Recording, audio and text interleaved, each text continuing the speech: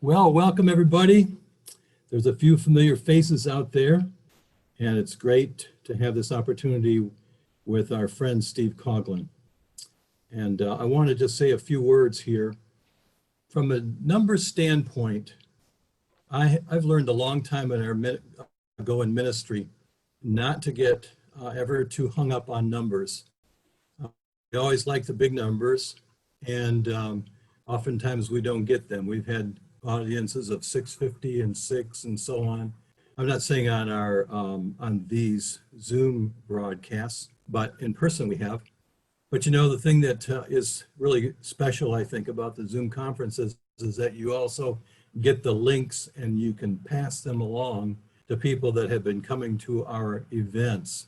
And that is something that we do. And we hear from them along the way. Thank you. And we know in this age of information and misinformation and propagandizing and so on and so forth, information is important to all of us.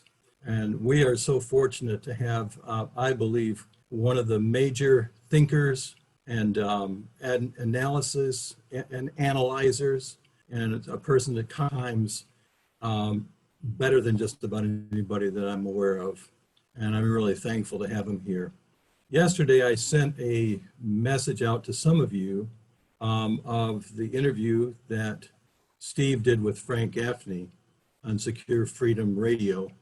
It was an hour long, and along the way, after this broadcast is over in the next period of time, I'm going to also send a link out to those of you that are on with us today of that link, of that interview that Frank Gaffney, who many of you are aware of, did with Steve yesterday.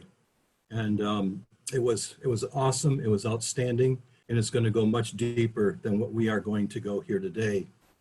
We could go here deep today.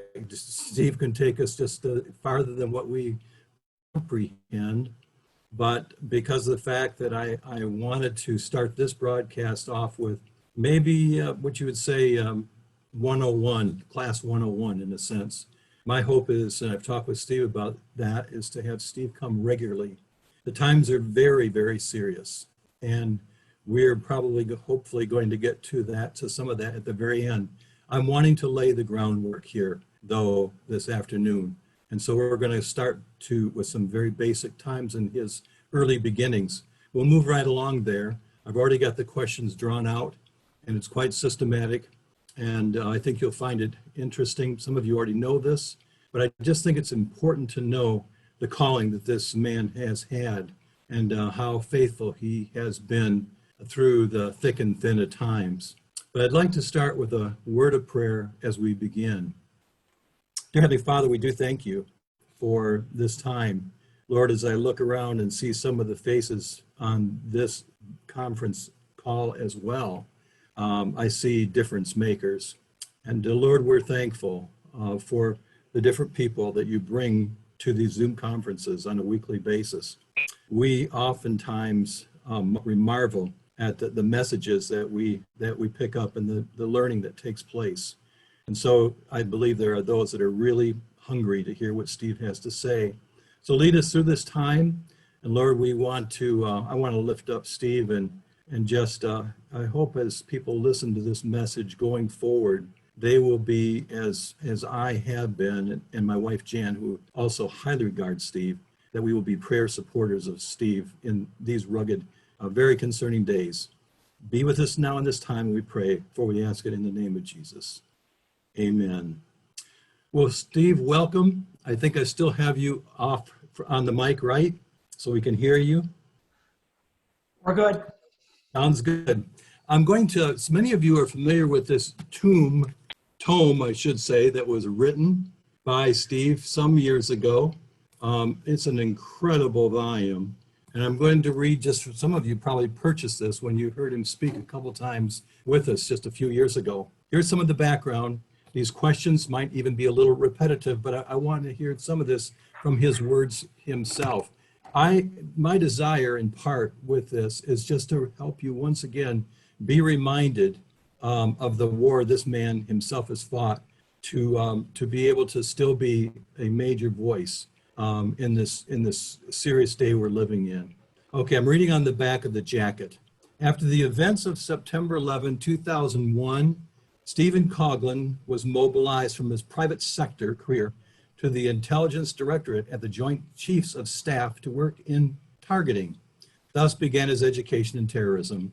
In the years that followed, Coughlin earned recognition as the Pentagon's, get this, leading expert on the Islamic-based doctrines motivating jihad groups that confront America.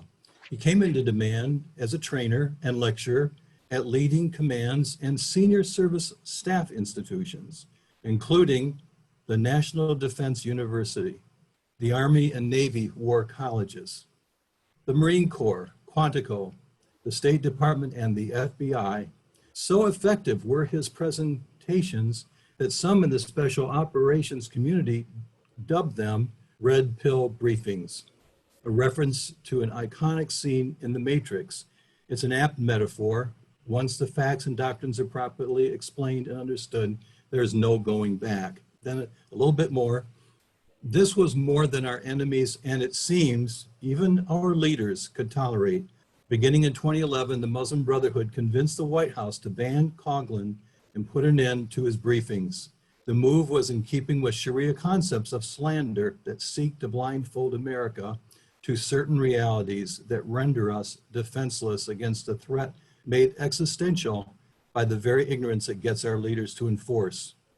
In times like these, when the White House's former counterterrorism strategists can declare it unconstitutional to allow national security and analysts to look to Islam to understand jihad, there's an urgent need to pull away the blindfold so we can see and confront the threat.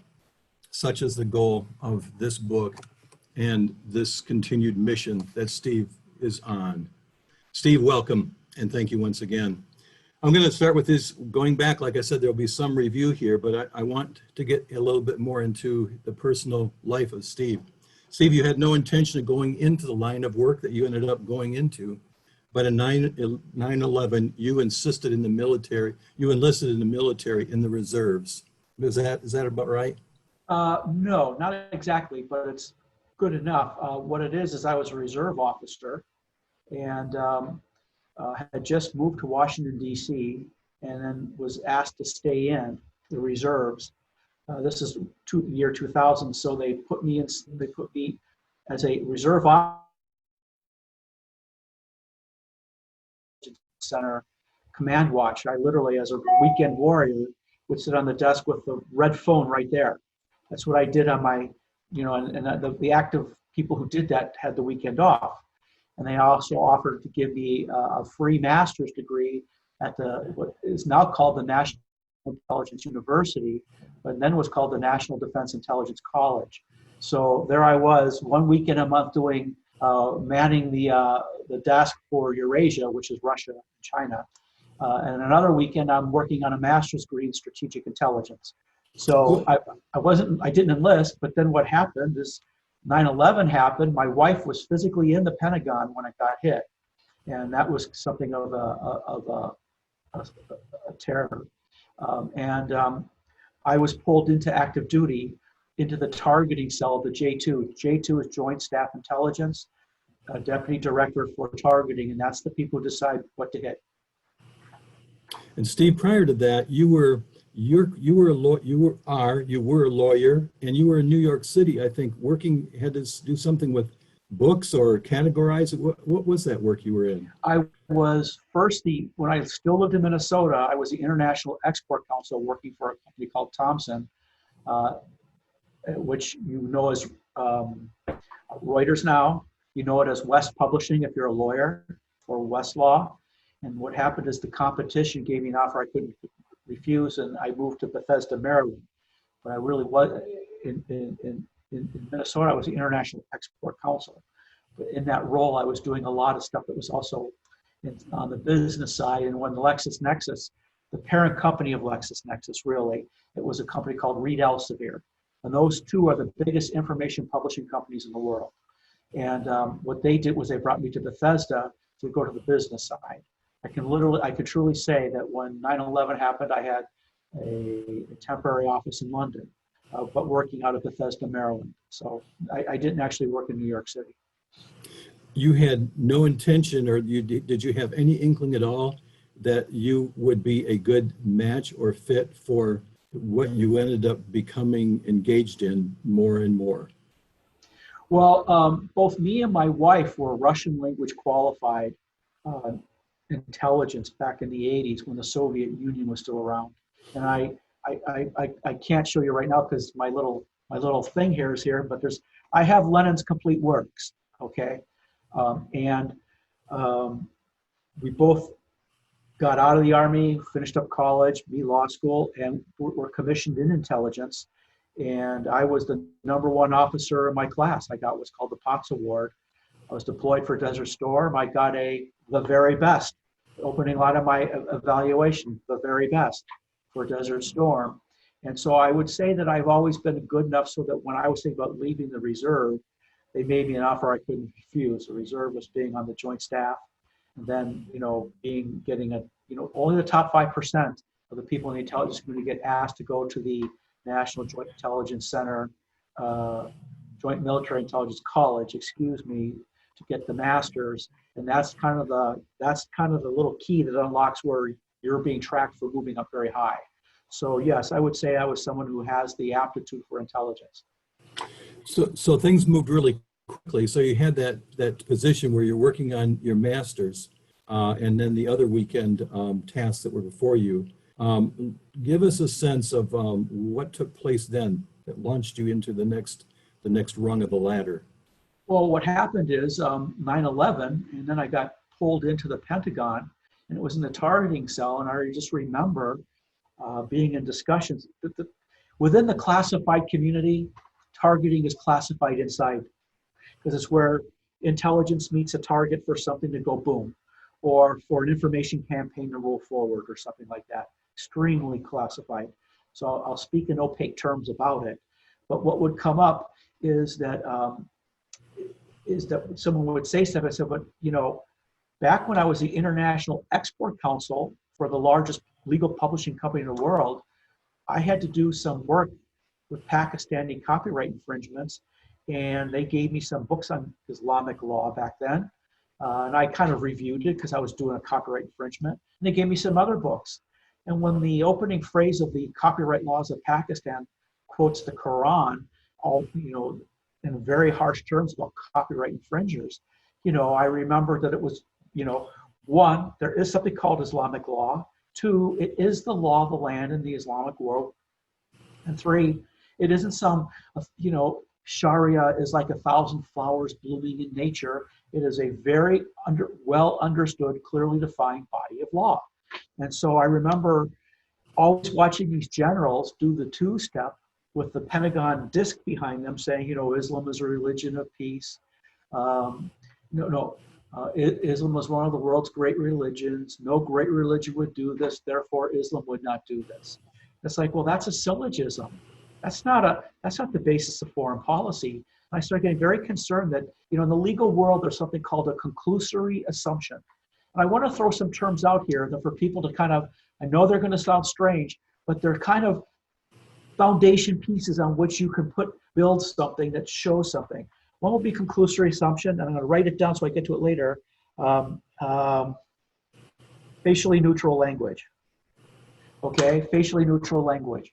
But the conclusory assumption is you make an assumption about something, and you turn it into a conclusion, and you demand all analysis focus on that. Well, that instantly cuts off factual analysis. Make sense? So you were basically building the entire edifice on a conclusion that's based on an assumption. And if you are in a court of law and the judge sides with someone saying that's a conclusory assumption, you're now just wondering how fast your boat's going to sink. Now, the other thing that becomes seriously so very important, it's related to this, is the other side uses facially neutral language to say something extremely severe. So if you just read it, you'll go right past it. What you have to, so it's all neutrally stated. Nobody's getting heightened or alive, or energized. It's very neutral. But then you read it, you say, well, what does this very neutral phrase mean? Oh, it means impose Sharia law. Oh, it means have social media shut you down. Does that make sense? It So does. you have to make a decision to read something and say, what did I just read? Because it's that stuff everybody reads past because it's just not really saying anything. And that's how they embed it. That's how the left does it. That's how the Islamic movement does it. That's especially how the Brotherhood does it when they're talking to you. And that's what one of the aspects of your qualifications and character that rose you into that seat, whether you wanted to go there or not. That Well, most of us just kind of scan over that heavy stuff that's hard to comprehend. absolutely. And one of the things was in this is that we kept making decisions, and it's like, but that's not the right. That's not what they're saying. You know, if you map, one of the things I did was I read Said Qutb's Milestones. Okay, and I said, look at Milestones. Said Qutb was the chief thinker in the Muslim Brotherhood. What he says, it doesn't make any sense. You say, well, first of all, it's because you don't know what they're talking about. So you have to read it a couple times, and then you realize it's a document that is what it says. It's what the background narrative says it means. Make sense? Yes. So this means what that verse of the Quran says it means. This means what this Sunnah says it means. And it's only in understanding the relationship between what the Brotherhood says and what is their construct of Islamic law says it's going to mean that tells you what they're going to do. So maybe they say something kind of a little bit provocative, but not really. But it's quoting Surah 9:5 or 9:29. You must fight them until they testify, ... even if they're people of the book. Well, now all of a sudden you know that kind of neutral statement with 9:29 there means they're coming for you. And now at that point in the Pentagon, because you're already saying that there certainly was perhaps a stronghold of those that really did believe that Islam was a peaceful religion. So as a younger man at that point, you had to go against a worldview that was inaccurate, which had to take a certain amount of guts on your part, I would certainly think. Explain. well, I wouldn't say it's a stronghold. I would say that's the continuing dominant position. And I think that as people see that if you are a agency chief of station and you retire, or you're a general from command or special or SOCOM, and all of a sudden, you leave the day you retire in a nice looking Chevrolet and come back in an upscale BMW, everybody knows the score about, who gets those nice international, those obliquely international companies that have these oblique names of a study group, that half the time a post office box somewhere. But I would say it's extremely, that is the dominant position, and you're punished. So what saved me was the fact that I was always right. If they say if I'm right and what they say means what Islamic law says it means they're going to do that. And what would happen is that happened. And so I was always kind of like kept in the basement, allowed to come up for sunlight. And, they would say, we thought you were wrong, but could you tell us why you said that? And then, it was something like that. But, I have to confess, I was just too stupid to realize at the time that, that was not a tolerated position. And what really started to bother me was, it's not as if I'm being wrong here. It's not as if there's another analytical process I'm bumping up against that shows that you could have come to the same conclusion otherwise. The way I put on my blog, and people want to read it. These analogy to Matrix, the Matrix, and the Matrix is basically saying that the people in our Pentagon are all blue pill players, and they don't. I hope I'm keeping people on the. You can go read it. Yeah. But that I was creating red pill analysis, and no matter how much I was overpowered by these blue pill seniors, I analyzed them factually. I came up with an answer, and the answer delivered the nail. And so that's what happened. Contrast blue pill and red pill. Well, and I wrote a 3-part blog on this, and I would ask people to write it because it's going to be how I'll explain political warfare for people who have a hard time getting it, which is just about everybody. That's a very hard concept to get your mind around. But it's this. The, the, the Matrix really is an explanation. The original Matrix, the movie The Matrix, is Plato's The Cave in the Republic. And actually it's I don't want to bog down on what the actual, but he revisits it in the Republic. But what it is that the other side wants to create a pseudo reality and then wants to put everybody in a pseudo reality by creating false narratives. In the movie The Matrix, it's called The Matrix. And everybody in the blue pill world is in the blue pill world, not understanding, even if they understand something's wrong, so long as they're in that blue pill, they can't figure out what the problem is and they can't touch it. So Neo, the star of the movie The Matrix, has to take the red pill, to get out of the Matrix. And the first thing he realizes is he's living in a toilet that is kept alive so long as he can help feed the system. But the minute he doesn't, he gets unplugged and flushed. And so the whole point of it is so the red pill world is impoverished, it's real, and you don't really want to live there. So there's the classic scene where Neo or Morpheus, the character who hasn't taken a red pill, says, after he says, I can't give you anything but the truth, is he said, they're walking through the town, and it's a picture where there's a really beautiful red dressed woman, and he says, these are blue pill people. And so long as they haven't taken the red pill, you can never trust them. They're always going to back the other side. And so what I would say is, in that red pill, blue pill analogy, even in your own, let me say this, liberal, name your church, ministers are blue pill ministers. Okay? They're blue pill priests. They're blue pill rabbis. And their job is to maroon your faith in a blue pill world. Now it's going to be a different discussion about what interfaith Christianity is. But I'll tell you what it's not. It's not Christianity. Okay? And what do? They mask their theosophy in the language of your denomination and say you have to be a big tent. I just gave a very local, tailored to this audience event on it. And here's the thing. I know it sounds kind of contrived because their way of the world is contrived. You sound contrived explaining what it is. Okay? But what I'll say is, I'm trying to put something together to brief. I have some, presentations on how to understand how it works. That's a headache itself, meaning it's a headache to make. It'll be a headache for you. And it'll be one of those things that after it's presented, you still have to wait for that epiphany and that serious state of depression to hit.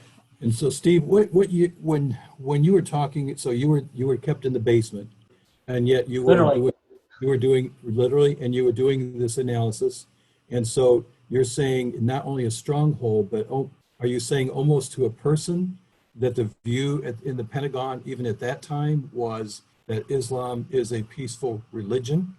Was there a kindred spirit about somewhere where you could that would come down the basement and visit you and encourage you, or was it really it was pretty lonely? It sounds like. No, I'll tell you how it works. We're seeing it right now with the generals doing what they're doing right now. Okay, which is very scary. And tell what they're doing right now, just in case those haven't been following the news the last couple of days. Well, I think that people need to. Well, it's not really in the big news. I mean, I'm kind of a trusted person. It goes to the question you just asked before. People are sending me what the Chief of Staff of the Army is putting out to the forces, what the Chief of Staff of the Air Force, what the Marine Corps is putting out. And they're allowing people who are supporting that in the command to reflect that. They're putting out language talking about their core values in such a way that it resonates with siding with the people rioting. Now, I try to set that up in that paper, Requiem for Minnesota, which was being socialized. I don't know if people read it. I don't know if you shared it. Give the I have not, but do give that link again where they can go find that. It's on my webpage at unconstrainedanalytics.org. It's one word, and hit blog, and you'll see these blogs that raise this question. It's called Requiem for Minnesota, and it said, why is this going to start in Minnesota? What we're seeing right now. And so I posted it last Friday. I will tell you, it was being socialized in Washington, D.C. the week before. So people are extremely aware that I wrote, Re-Remembering the Misremembered Left, which explains how Marxism really works. Then I wrote Warning on Racism last November, saying here's how the Marxist attack narrative is going to happen leading into this year's election. And then I wrote Requiem for Minnesota that explained why it's going to start in Minnesota. So everything we're seeing, I can actually document. I called it, it's happening exactly as we say. Steve, What when you say it was socialized, you're saying it got spread around, and it is, would you say it's even widely read by people that are not of the same mind with us? I try to keep my stuff out of people who I don't socialize, meaning I had it in final draft to people who are friendly, asking for comments. And so, and including some people who are inside the national security apparatus. So it is known that what happened in Minnesota happened exactly like what I said was going to happen in Minnesota the week before, but the paper saying, here's how the Marxists are going to use political warfare to commandeer this election cycle, was written in November. Now, all this is based on political warfare. So the problem becomes you really have to hurt your brain, because it's pain. It actually is hard. Political warfare is a foreign concept of warfare. It's the Maoist insurgency model. So I don't mean extra biased Democrats versus Republicans. And it operates on what are called mass line movements. They control the language you express something and punishing people you don't. So the mass line is saying this is not about overthrowing the country, these riots. I'm saying they are, okay?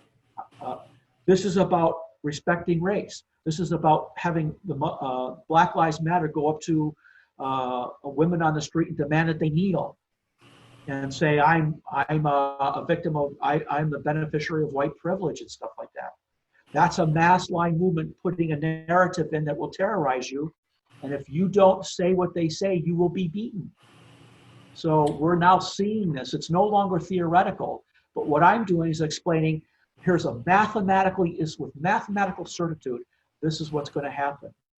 And so going back to your question about what happened in the Pentagon is just like today, okay? I was extremely well received by military officers who were not colonels moving up, okay? It's the selection process that makes people colonels that become very important, or from colonel to general, okay? These people are the people who shut down these things.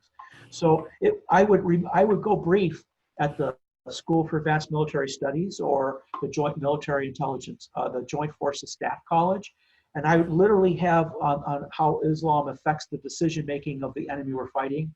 And I would have colonels who just came off regimental or brigade command shaking. They were so angry, I thought they were gonna hit me. And then I would say, well, what's wrong? Because I thought they were about to get hit, and struck. They said, with them going like this, if I had known what you told me in this briefing before, I would have soldiers alive today.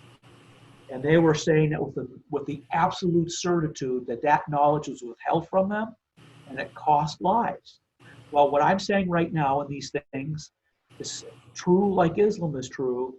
Before I cracked the atom on Islam, I cracked it on Marxism, Ya Govri Perovsky, okay? And I'm pleading with people to stop understanding the left the way the left allows you to understand them, because that way you can be mad, you can wax philosophical about what's wrong, but it's like peeing into the wind.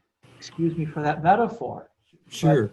Now, Steve, so that you had several years of great success in the area and you were training in several different schools, and you were supported, absolutely strongly supported, and so it was.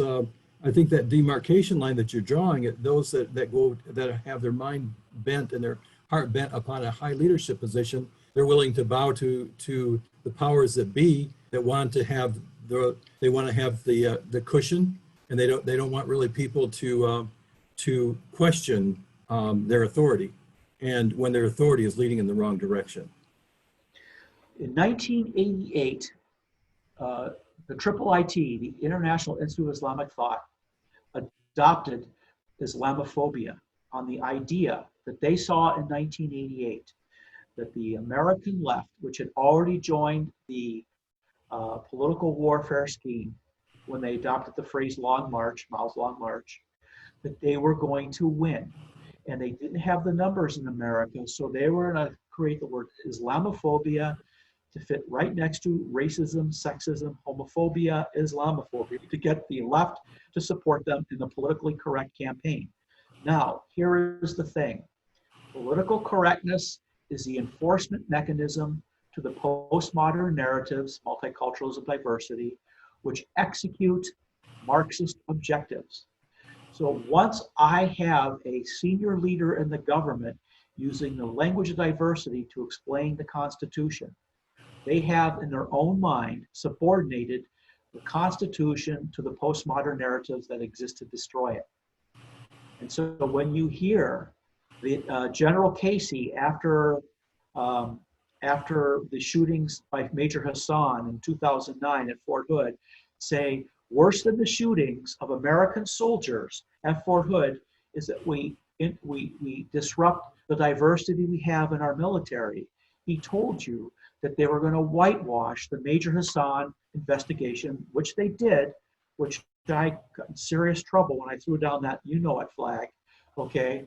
They told you then, and the notes that the generals are putting out right now are saying the same thing, that they're not going to sacrifice the postmodern neo-Marxist narratives they will choose to enforce over the Constitution. And they're doing that, signaling, in my opinion, okay? Now, if you look what they say, there's not enough there to hang your hat on, okay? But what I'm trying to say, is that the narrative is the main actor. The mass line Marxist narrative will take what they say and put it in a way that makes sense. So if you don't understand that narrative, which drives what they're doing, it's a mass line approach. I know for people here, mass line is a very hard pill to swallow. That sounds like, what's he talking about? But what it does is it puts enforcement narratives out there that you're seeing right now in black and white terms. These people on the street who don't obey are savaged, and that's what they're building to.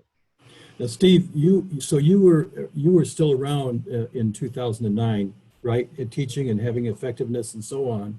And I want to be able to go back to what you're talking about, the whole control of the narrative. But I wanted to say that individuals like you and Phil Haney and John Guandolo and others, you folks were basically being successful in training and border patrol, as Phil Haney, and training and educating. And then something happened. What year was that? And did you see that coming? Was there an animosity or a force that you were aware of that were trying to take you down already before that happened? Yes. There were two different purges. One started in late 2007 and 2008 out of DHS by DHS Director Chertoff under the Bush administration. Talk about the words that work and the words that don't work that came out of, we found out, the Muslim Brotherhood. And so that's when I got removed from my office on the Joint Chiefs of Staff, because after I demobilized, I was asked to come back. And I did. And, you know, I like to point out to people, Why were you removed in 2007? What criteria? Pardon me? 2008, I was removed. 2008. On what basis did they take you down?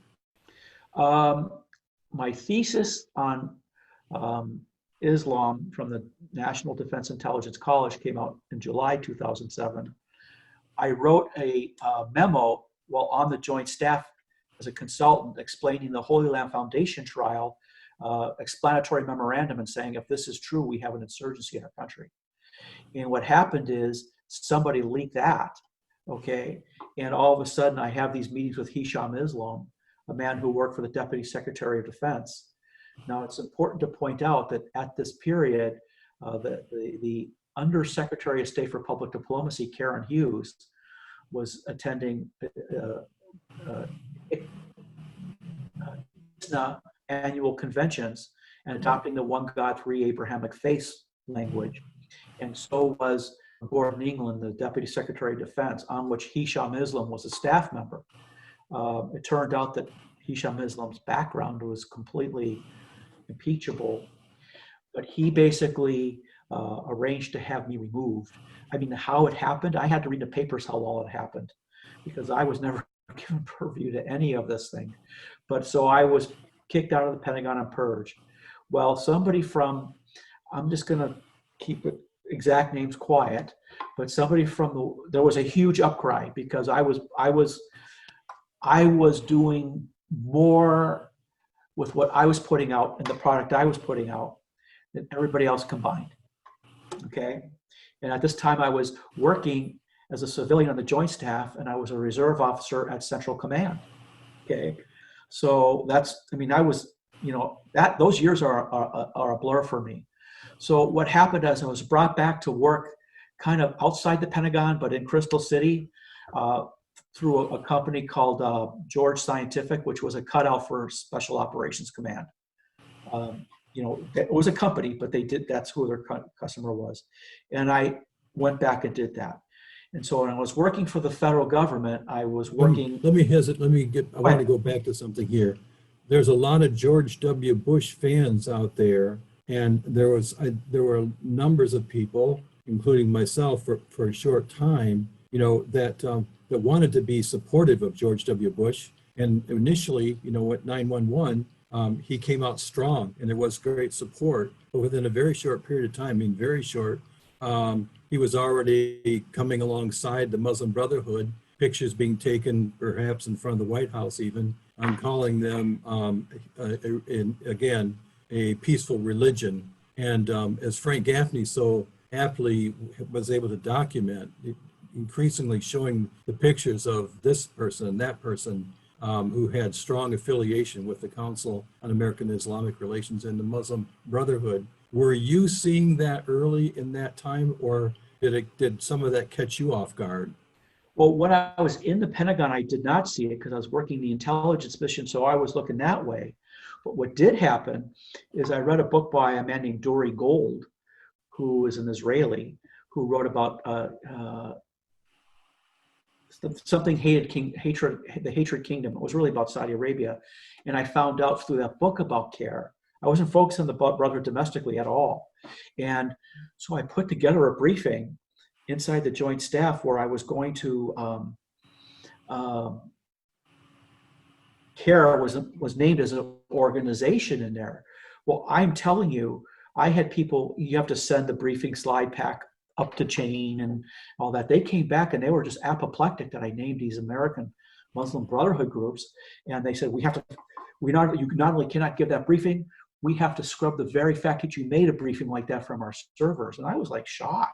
What year was that? That was, I think, 2007, maybe 6. And I was actually quite shocked because there was nothing controversial about it. It was just a statement of their existence, really, or something like that. So I wasn't leveling any accusations. And so that caught me by surprise. George Bush, of course, said that Islam was a religion that was hijacked. Well, I'd like to point out to you that the talking point coming out of the White House last week was that the protesters were hijacked by Antifa. What I'm saying is that's just nonsense. That in that paper, Requiem to Minnesota, what I was talking about is the left is looking for a way, it's called agitation and provocation, or provokacja is the term, provokacja in Russian, which is you start doing stuff, agitating a lot of police brutality and all challenging and stuff, and calling it racism until eventually somewhere, someplace, there'll be an overreaction. And in that overreaction, okay, you will then instantiate a protest, which will just be part of the process of allowing them to come to the street as violent rioters. And really, it's an insurrection. And the tell is, that all across the country at the same time, all these organizations were hitting the street with the same message. They were hitting it with the same level of violence, okay? And they were all, they all stayed on message. And so, so this idea that the protests, when you heard President Trump say it was hijacked, then you heard the Attorney General say that, and then you heard Fox News say that, like within a 90-minute period, you realize someone launched an information campaign inside the White House, because that means they're not going to look to the underlying reasons. Now, I have reason to know that the loudest debate going on in the FBI right now is whether they should, consider a group like Antifa a terrorist organization that has organization behind it. Well, what that means is, up to this date, a little late, isn't it? Up to this date, they don't look at Antifa that way. And so their responses are in line with what they expect to see. But I wrote, what do they do? What does the counterintelligence mission of our domestic people do if they're not even recognizing a group like Antifa? Well, we see that some senators' children are a member of Antifa. We see that Ellison's son is a member of Antifa. We see de Blasio's son is a member, daughter is arrested as Antifa. And all of a sudden, we see all these senior Democrats giving money to bail Antifa out. And, people are saying, well, what do you say that means? I said, what do you think it means? And because Antifa is a violent neo-Marxist organization. And they're a violent organization. And there they are. And and here they are supported even by one of the presidential candidates. I'm just asking people to start doing the math. One of the things, I wrote a couple notes to make sure I said it. You're watching these riots, and you're watching people say that there are white supremacists who are doing the damage. So what you're being told is a flat out lie. And that narrative is going to prevail in society. You hear the generals writing saying, we're not going to, you know what I'm saying? So as you see, people will say, Steve, you're exaggerating a little. And, I tell myself, like, I pray before I start this thing, don't sound hysterical. It's time. Steve, so this whole matter of like the Muslim Brotherhood, Islam, your days in the Pentagon in 2007, then left, and then you came back again. There was this mentality, this mindset, this propagandization of those at the highest level in the Pentagon, which obviously continues and spread, and is throughout our government. But I know that you would also make the case it isn't just throughout the government; it's also in the American public as well. That we have been duped, we have been propagandized, and it goes back a long, long way. Is that fair to say? I think that's what you were really messaging to us in Grand Rapids 2 years ago. Yeah. Trying to help to see how our thinking has been so subtly but expertly shaped by the enemy without and within. Yes, I was suggesting that then you can't get ahead of what's going on. I would like to point out, just to bring closure, I talked about what happened in the Bush administration. Mm-hmm. To your answer, the main purge came in 2011 under Obama, when Brennan instituted something called the Purge, where people were actually purged out of the government. And of course, I was one of those. So from about that time, I've lived a different kind of lifestyle. But the main purge came in 2011, and it was CARE. Wired magazine was one of the main players behind that. NPR was one of the main players behind that. But the main purge, the one where they were not taking prisoners, came in 2011. Yes, what I would like to point out is in political warfare, there are lines of effort that become lines of operation. And those lines of effort about how you penetrate into education, well, we know the left has that. Penetrate into lines of government. We know the phrase popular is deep state, but I would like to point out the better term is counter state, the one that has doctrinal language to it. So we know that the that the media is far left. I think it's becoming very obvious right now. But does anybody start to notice that the imagery of TV is becoming just a little bit more openly occult? Okay. And that there is a relationship between the left and that kind of stuff. That a documentary that came out over Easter weekend kind of hit kind of hard. Okay, so it's no longer one of those things where you have to sound strange about. I was in a very knockdown fight with somebody, Harry Potter, and I was saying, Harry Potter is Hermeticism. Oh no, Steve, that's not true. The author of the book, she blah blah blah. It's just a fantasy, blah blah blah. And it's a knockdown, drag out fight showing every element of what you're seeing that's Hermeticism. And I look at the guy and it's like, why do you have to have a hammer across the head before you will recognize this is a person who is discerning?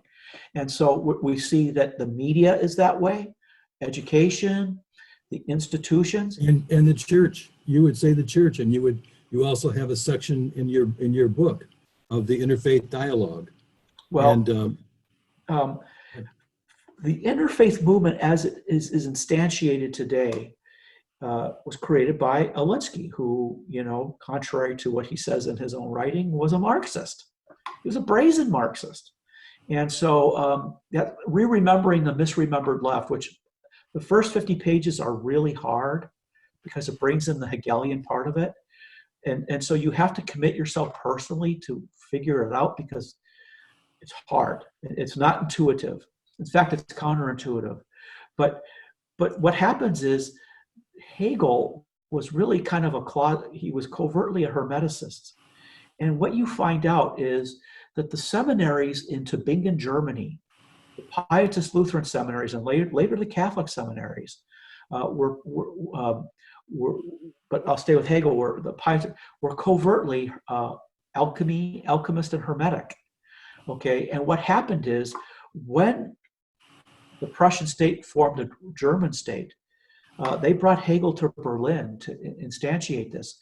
The reason I say this is right one layer above Marxism is this Hermetic Hegelian dialectic, and they operate off each other. So I will shock people, and I don't expect anybody to bite off on this right now, but actually at the end of the day, the interfaith church is the church that was the pure competitor to Christianity at the time between Arius and the Council of Nicaea and the Roman Emperor Julian, who was called Julian the Apostate. It was the one that lost in that struggle.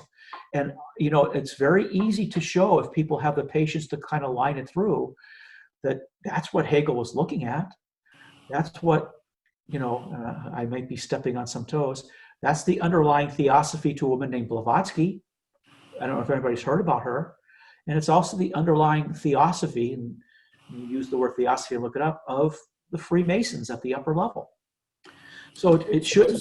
So much of this is deep-seated and repetitive or ongoing, and so certainly as we think about going back now to the 2011 purge. Yep. When this occurred, you were purged, and Phil Haney was around that period of time, and so on and so forth. But it was also the move against the instructional materials, the military's instructional materials that was FBI, CIA. Talk about that and the significance of that, and then also talk about how Michelle Bachmann and Louis Gohmert and several others, they saw it, and their desire was to do something about it. Can you give us a little perspective on that warfare? Well, we did talk to Congressman Gohmert and Michelle Bachmann, and it's really important to remember at the time Michelle Bachmann was on the House Permanent Select Committee on Intelligence. Because I want people to understand this is much more bipartisan. McCain, who was a Republican, he never actually opposed anything Obama did in foreign policy. Never. The illusion of, you dotted your I here, we're going to dot it there. So we got Congressman Gohmert in oversight hearings to Mueller to raise the question about the purge. pointing out that the people who actually did the purge were subject matter experts and the FBI. We knew they were Muslims, but that it was illegal for subject matter experts to do that. When they asked for the names of these people, the FBI classified the names of the people who did the purge. That's illegal, and they never responded. Michelle Bachmann raised the issue, and she actually had to go walk over to the facility to read the documents that were purged to show what they were. And I think something that's very important is the difference between some places. Michelle Bachmann was in a reasonably safe seat in Minnesota, but which Minnesota is extremely blue. You know, I'm basically, if you read the paper Requiem for Minnesota, I'm basically saying they're all but. The only thing about them not being Marxist, they haven't declared it. Okay? And people have to understand how to. You're talking about the state? The state. You're talking about the government, yeah. Okay. When your attorney general has approved Antifa and endorses CARE, and he leaves the number 2 position in Congress as a Democrat, the number 2 person in the party to come to become the attorney general of Midwestern Minnesota, okay, you know that they're going to use Minnesota as a pivot, where the attorney general for the state of Minnesota is going to turn a blind eye when mayor, the attorney general, and the governor signal that they're not going to support or protect their citizens when the forces that the attorney general endorsed are unleashed on citizens and their property. That's what happened. And it's so important for average Americans to understand how Marxism really works through narratives, to see in real time that mayor just signaled that that attorney general is going to support the laws that he endorses, even though he's supposed to endorse the laws of the United States of America. And so what I'm asking people to do is re-visualize what they're seeing as if this is no longer the America they grew up in, and stop pretending that it is. You know, I have 4 words I tell people to burn into to learn. One is teleological. There's a trajectory to what the Marxism does. The other is recursive. They'll keep repeating and repeating and repeating. Okay, the other is deracination. That's a $20 term, and I know that. A lot of these are.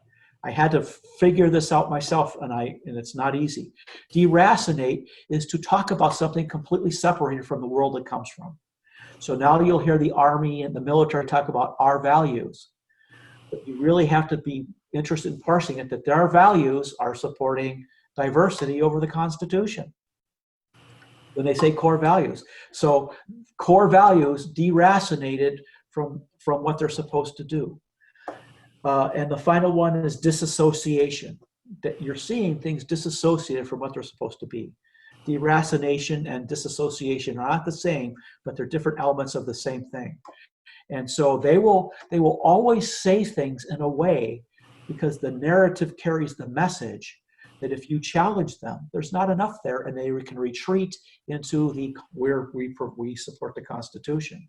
Because of course they engage in the binary meaning of words, where they know, for example, that in going to, I know I'm jumping around, I'm trying to show that everywhere you see this, right, that the interfaith meaning of the word pastoral means something completely different than the Christian concept of the term. And if you challenge them on what you know they just said, they'll just go to the pastoral one.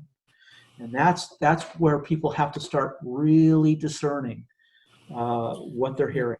Now, you know, one of the areas where you obviously have had great expertise is being able to project it forward. And because you've understood Marxism in the Muslim Brotherhood, that your understanding is, you know, that where this trajectory leads is this direction. So you're talking about Minnesota.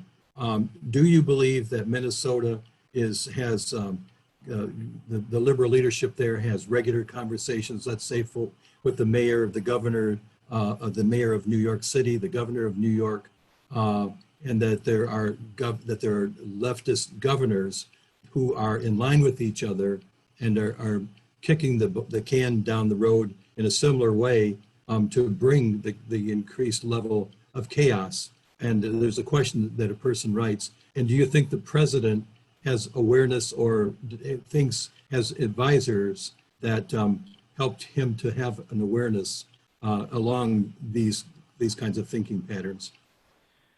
Going back to Minnesota first, the reason I brought that up is because what really shocked me about Michelle Bachmann being in a very, very extreme blue state is that when the Republican leadership came after her, Mm-hmm. tooth and nail, and she then went up for re-election, she had no friendly press in Minnesota. And I went to college, I grew up there, I went to college there, I went to law school there. So, and I realized, you know what, even New York City has some conservative media. I have never seen someone put out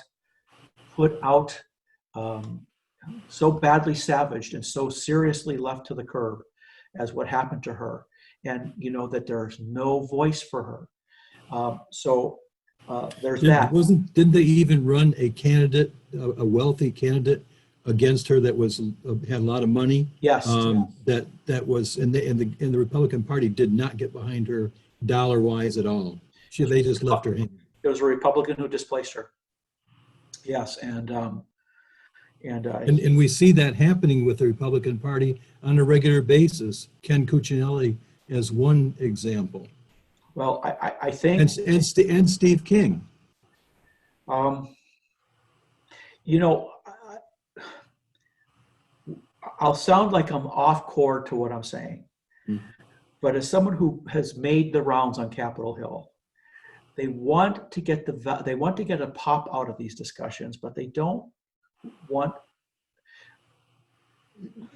If the left operates dialectically, I kind of want to back up to the question you asked and then come back to this. I want to go back to the blue pill narrative. Did the mayor of Minneapolis coordinate with the mayor of New York and blah, blah, blah? Well, I don't know. I don't think so. But what I will say is, because I'm looking at the question, I want to hit this all at once. George Soros said unmistakably in January, this year it was coming. He doubled down on it in February, and I have that. We have it captured. But I want to use the matrix metaphor. If you are a blue pill person living in the matrix, you do what the matrix says. You don't have to have if an individual agent, the guy with the guys with the glasses, the individual agent comes and touches you on the head, they're gonna pull the plug on you. They're only looking for red pill interlopers. So I think the thing to understand is the matrix is the narrative. And so long as they can dominate the narrative, they dominate the people in it. The narrative tells people what to say. Okay? So that's why it becomes so important. When a Republican starts off talking about defending the Constitution by first saying that, but we have to respect diversity, he's a blue pill Republican. And he will not defend the Constitution that interferes with diversity. And that's the point to keep in mind. And so the reason I like to go to because political warfare is hard, but you can make these simple comparisons. Watching the movie The Matrix, a blue pill player is not going to step out. He's not going to do it. They will do what the Matrix says.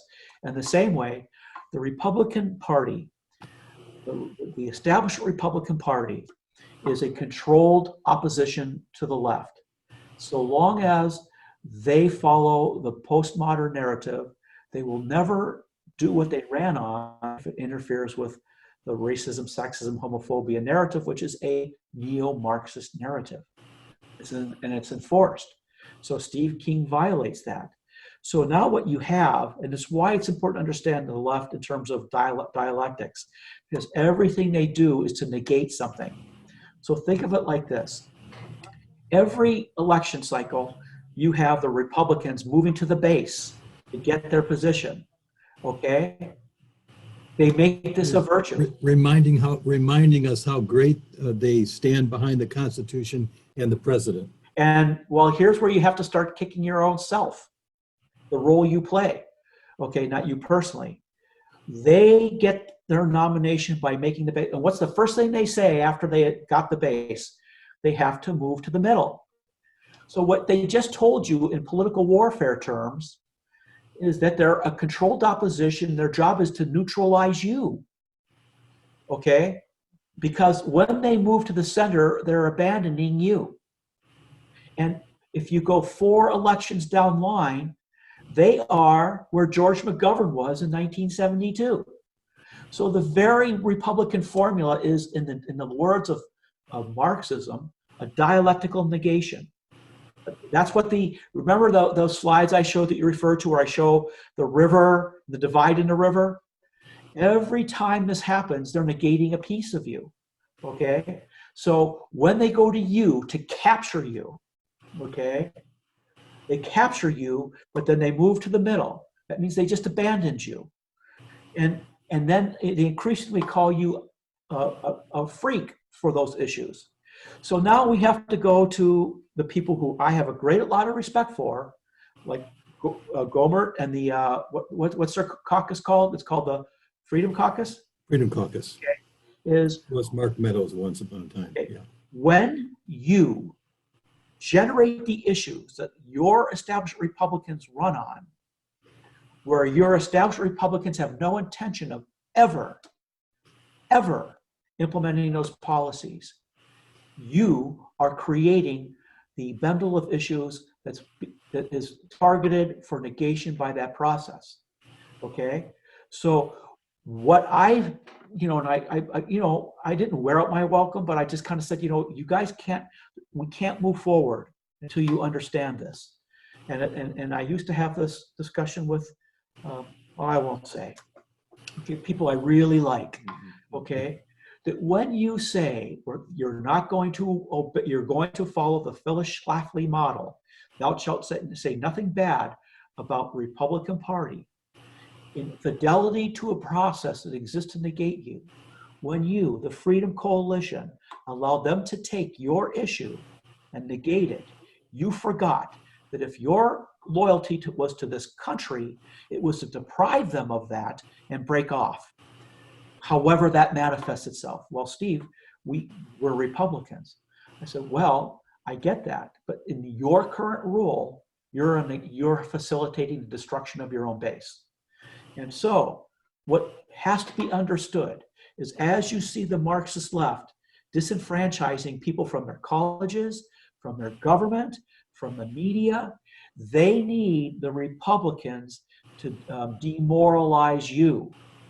Okay, because at some point you'll stop voting for these people and not show up. So the defeat mechanism of the left is the Republican establishment, because it's their job to demoralize you by having you lose faith in the process. Well, how? By backing them. And at some point, it's why the narrative that we adopt, well, they're just cowardly Republicans. No, they're not. They're just rhinos. No, they're not. They're doing the role they're playing, knowing they're going to play it. Does that make sense? And the question now is whether you're going to continue to play that game. As we move towards closing, because I know you've got a busy schedule ahead of you always.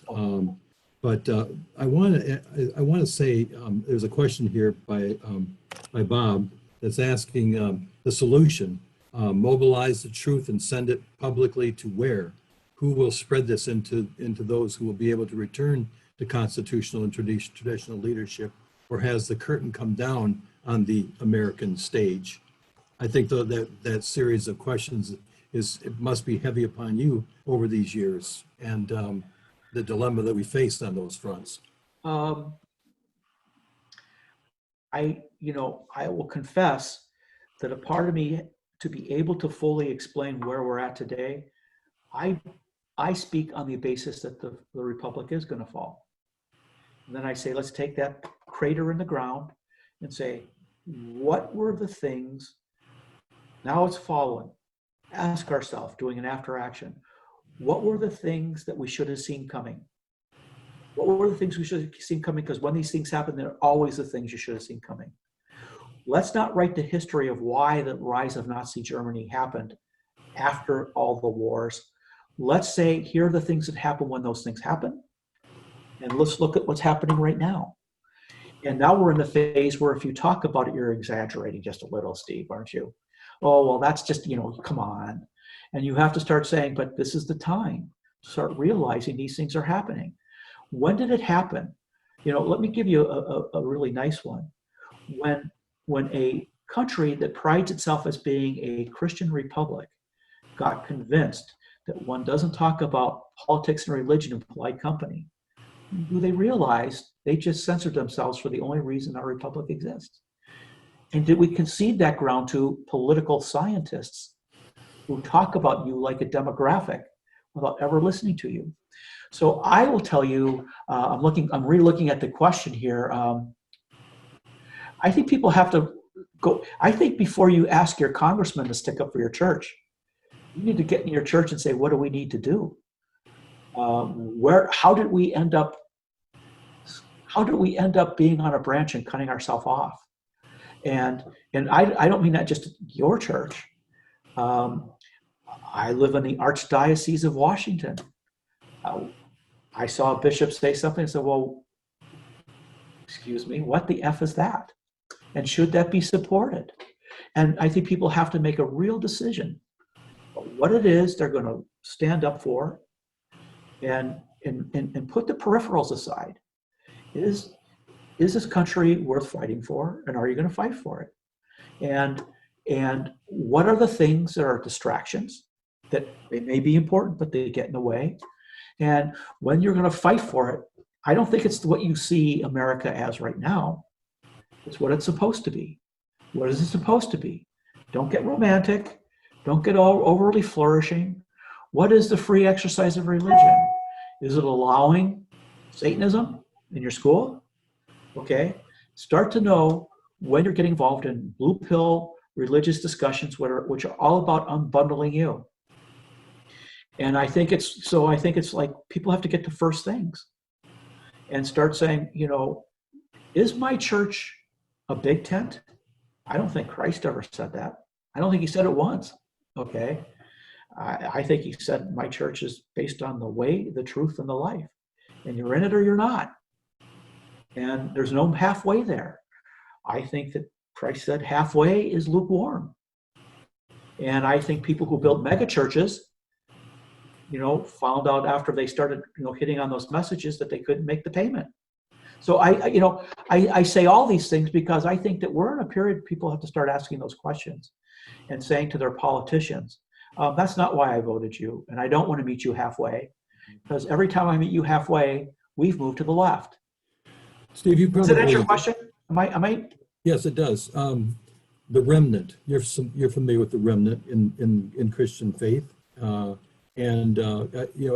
think in each one of us, as I look at different faces here that I'm aware of, and I would include you in that, we recognize that whether it's in the Pentagon, as you have found, and certainly in Washington, D.C., as you have definitely found, but us in West Michigan and beyond here, in our local churches and so forth, in our organization where we've, there's been times we have very large people that come, and sometimes not so big, or when you speak at a church, it's always a small group of people, or you could always say it's always the gray hairs that show up, and so one of the great dilemmas is trying to get people out to our events that just never seem to come to events like this, no matter what the organization is.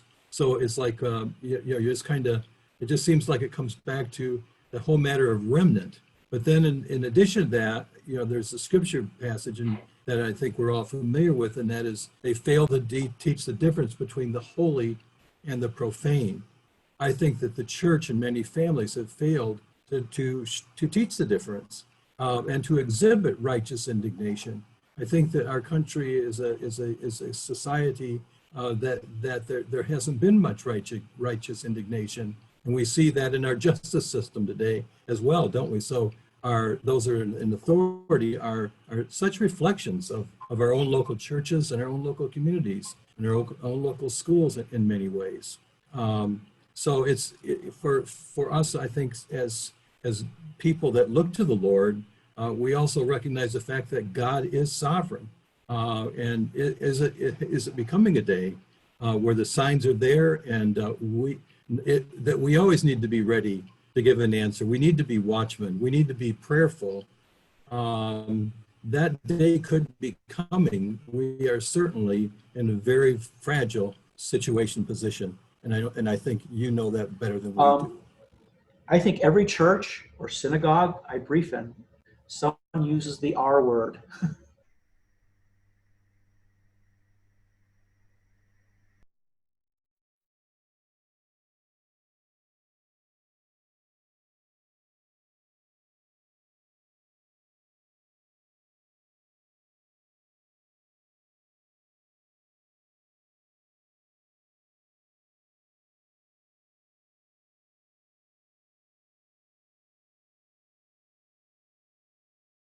We don't worry about that stuff. Let's get to the main point here, because this is America. And then all of a sudden, one day you realize maybe not only is that part of the message, but maybe it is the message. Maybe people need to start, to your point. And, I think Christianity and Christianity in America allowed itself to become kind of flat or kind of trite or kind of, whatever. And I think that Maybe kind of like the Pentagon, afraid to tell the truth. Yeah. Afraid to stand on truth. Yes. And so I think that I think it's time for people to start, doing an inventory on stuff, because I think we're seeing something right now that has no predicate in American history. It's never happened in America. And I don't know what's going to happen. I mean, I don't want to be sounding like I think that the republic's going to fall tomorrow, but I think that people should start looking at what's happening. And a man like Soros could say he's going to, 10 months. I don't know if you saw the film, Mr. Trump. You have 10 months before the election, and we got something to say about that. A revolution. It's like, why isn't this man arrested? Why are these people who are bringing down a republic allowed to bring down a republic? But going back to the Pentagon, the minute a general says, well, we don't like to talk in terms of enemies because we're post-enemy in this world, because of course an enemy would be a form of hate, right? That would mean that whatever that general does, it's not in support of the constitutional mandate to support and defend against all enemies, because everybody's your friend or you're intolerant. And so I think people have to understand that this thing, the venom on this stuff is hitting major arteries right now. And as bad as you think it is, I think it might be worse. Now, I don't think it means things are hopeless, but I think going back to your question, people have to start asking themselves what they're going to do, regardless of what happens to the republic, if they want to save the republic. Because I don't think you have the permission, you should give yourself permission to think this can be fixed. You need to start acting as if it can't be fixed, so that you look at the things that are broken and stop looking past them, because that is what's going on right now. And so, so I did a good job of not sounding hysterical, didn't I? Absolutely, absolutely. But I think we're in somber days. I think people have to start,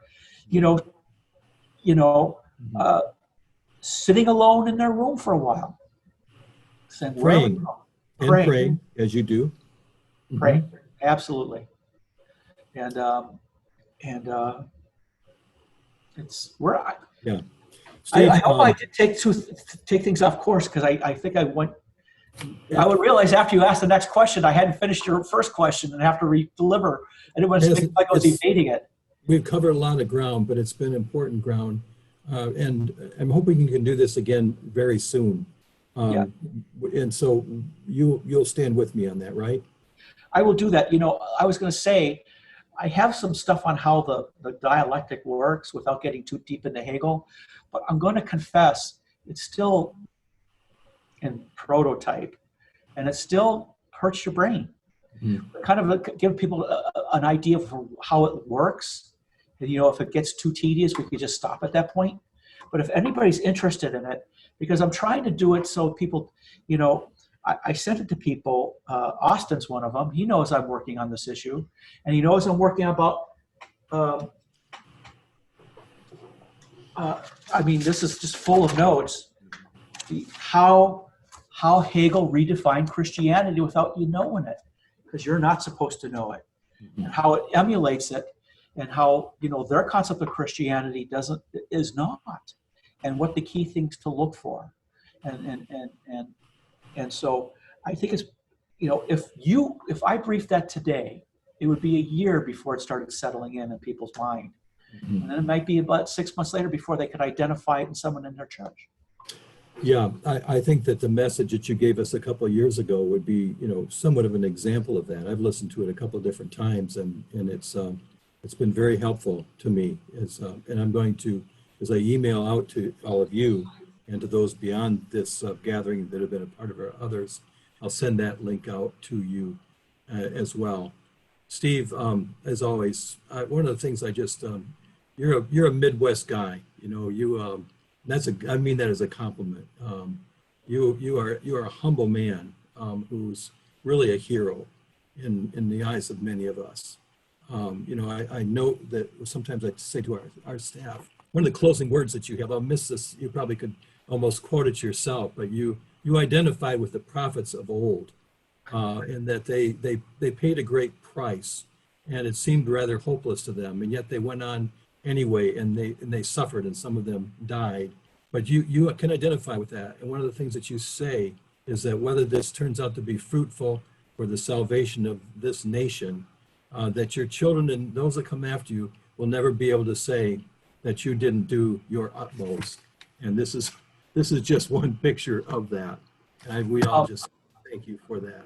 If I could say two things. One, especially when I was briefing predominantly very concerned Jewish people with this, they would say the same thing about prophets. And one day I kind of because I started relooking the prophets up, and I said, "Oh, heck with that! They all got killed." But then, more importantly, I have stuff on my webpage. If you go to the blog, you can read up on that, because what I'm going to start pointing out to people is I wrote something calling for a task force on COVID. There's a virus out there, and it needs to be taken seriously. But outside of that virus, everything done in the name of it is fraudulent. And another one is called the dominant narrative on COVID, and showing that every epidemiologist who did not agree with what was being stated was systematically censored. Mm. And in fact, the model used to shut down the country was a false model, and it was a false model, and it was funded by an organization. And that from there, what I'm going to basically talk about, there's two of them. One is called, and it was socialized in the National Security Council. That's why it stayed April, but it was written in March. But what I want to say is that dominant narrative is cascading into what we're seeing right now. And I think we have to understand that Tedros is a Marxist. These international medical organizations are run by Marxists. And what they're doing in the name of saving people is got nothing to do with curing you of a disease. I say that because on the blog, I have the red pill things. I think they're important. And I wrote how one general is going to put together an information operation campaign for the far left in this election at Crystal, and of course the Requiem for Minnesota. On my regular page, there's remembering the misremembered left. It said how they're going to do it. There's warning on racism that said here's how they're going to do it this election, and that's what you should read Requiem. But what I said in a paper I wrote to somebody, 170 pages to explain what it's going to do, how it works, 30 pages to explain how they're going to do it this year, to be able to tell you on 2 pages what it is. And so every one of those papers is hard, and I'm going to constantly work to make them easier, but you can't make Hegel easy, even when I'm bypassing what he's doing, to just show how it affects you. That's one of the difficulties. It's seemingly easier to destroy and to dismantle than it is to build back up and to renew and restore. Dialectic always destroys. That's all it does. I'm going to ask one more question, unless this is very conversational this afternoon, and I hope it's an encouragement to you too. Man, you could use encouragement along the way, I am sure. And I know that we want to be an encouragement to you. Next week, if we can, or when we do, we'll figure something out where it'll work out for you. But I want to ask you this question. you obviously had it along the way relationship with Phil Haney. You were kindred spirits in some ways, but you of course know probably more than what we do. And I was quite close to Phil, and I got to have a relationship with his youngest sister, and so followed many things. And this would be another example of a man whose life was snuffed out, we believe was murdered, was killed, and once again, there's nothing coming out of it. You know, there was the coroner's report, or there wasn't even a coroner's report that I'm aware of. Nothing. And so the family had discussions, like I said, and they're just left hanging, as are many loved ones. This is a picture of what we face in our country today. Where is justice? Where's justice in our land? We long for that. I wonder if you have any comments in relationship to Phil, or even you could even make a case, I think, of what we're seeing in relationship to those who control the narrative and the dilemma that we're in, because we basically have no little voice when it comes to matters such as this, and Las Vegas, and the list goes on. The final coroner's report has not come back yet. Now, I tend to think it was murder. I don't know. From my understanding is there's substantive reasons to rule that out, murder. But I don't. It's all under a cloud. So, but I'm going to say, in a case most detrimental to Phil, let's just say he killed himself. This is a man who, when 9/11 happened, gave up his career as a successful scientist to go work for DHS, to do work at CBP, who, using his scientific certitude, started doing analysis on things that has never been challenged on the facts, and was ruthlessly punished for it. And that very off and on, once he was forced to leave his job, he at some points was literally living in a very impoverished lifestyle, ruined.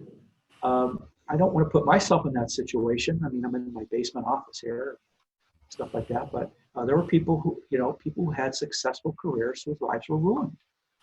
And so I think in every situation about Phil Haney, that it's a disaster, and it's like, who cries for justice? In Minnesota, if they cry for justice, they're going to get it from a man who endorses Marxist, Islamist standards. Mm-hmm.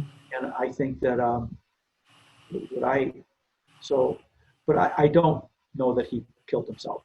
He may well have been murdered, and in that case, this is the season we're in, and people should know that. And I mean, I'm very aware of what that means. Yeah. But it's very. Who would have ever thought people would have to think that way living in the United States of America? So right. Thank you very much, Steve. So, does that answer your question? It definitely does. Yeah. Similar analysis that I have from what I know as well. Thank you. Thank you. Dear friend Bob Askell, please close us in prayer. We'll look forward to another time to be together. Now unmute you. And you are unmuted, my friend. Thank you. Thank you, Steve. All I can think of right now, Bill, is that we must return to the source of our strength, and that is the Lord God. And reading from Psalm 9, I will praise you, O Lord, with all my heart.